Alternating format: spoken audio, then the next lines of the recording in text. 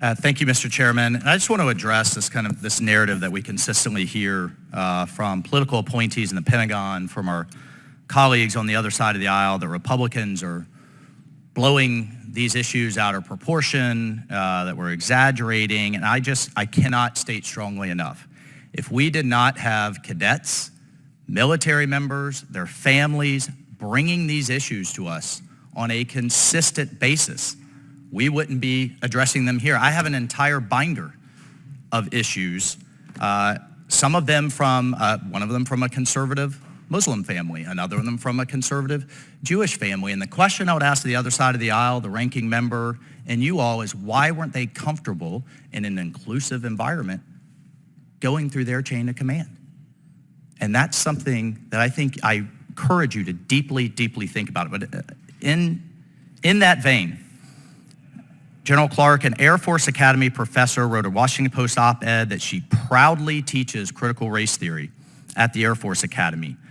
I want to read to you some quotes from the leading proponents of this ideology, because I don't think Americans know truly how divisive and destructive this ideology is. One of them we have here: a positive white identity is an impossible goal. White identity is inherently, because of the skin color apparently, is inherently racist. White people do not exist outside the system of white supremacy. This isn't 100, 200 years ago. This is today. This does not mean that we should stop identifying as white and start claiming to be some other type of race. To do so is to deny the reality of racism in the here and now. This isn't a way of thinking or a history class. This is present day indoctrination. And this denial of that would be colorblind racism. So rather, this author strives to be less white and therefore less racially oppressive because of his privilege. That's from the author of White Fragility. General Clark, do you agree with that statement? Sir, what I will tell you is you mentioned our instructor who talked about teaching. Currently still teaching at the Air Force Academy, absolutely, correct? Yes, sir. Who talked about teaching about critical race. Do you agree with that statement? I only have 2 minutes left for the American people to ask you these questions. Well, sir, I'd like to talk about your question about critical race theory and the instructor, if that's okay first. Very quickly, please. But first, do you agree with, you're the leader of the institution, there's faculty members on your staff. Do you agree with that type of sentiment? Sir, that's not what she was espousing. She was not indoctrinating. White Fragility is a leading book in the critical race theory mantra of books and thinking. Yes, sir. She was encouraging the discourse on the topic, the civil discourse, so that our cadets could understand. Would you encourage someone who says they're teaching white supremacy to have that discourse?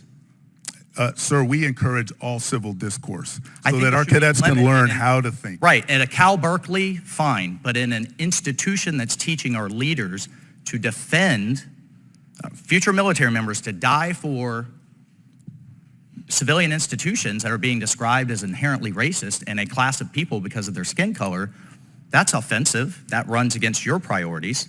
Yeah, absolutely, sir. We're teaching critical thinkers, though, and we want our cadets. Respectfully, that's racist thinking. But just so that we're clear, this was a speaker that was at the Air Force Academy National Character and Leadership Ceremony, Dr. Eddie Glaude, that spoke to current day cadets.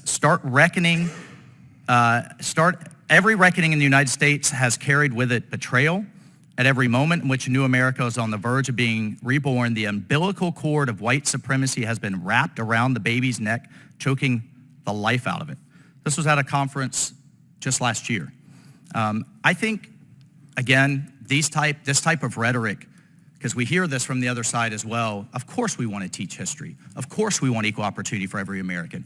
This is divisive. This isn't what unifies us. So I just have one more question, and I'll throw it over to you, Admiral Buck.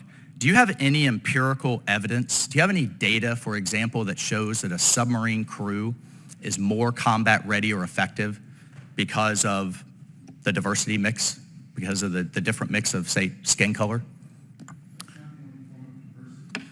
Mr. Chairman? No, I absolutely agree, but we don't see in many box checking, we're not looking for religious diversity or other types of diversity, or frankly, my wife who looks white, but she's 100% Arab. She doesn't have a box to check. But Before I was interrupted, and I'll state again, we want equal opportunity for every single American, equal opportunity for every single American to serve.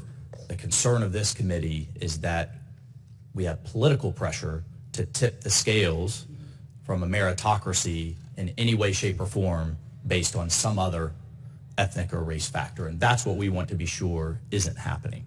So I'll ask you, each of you, we talked about the whole candidate scores.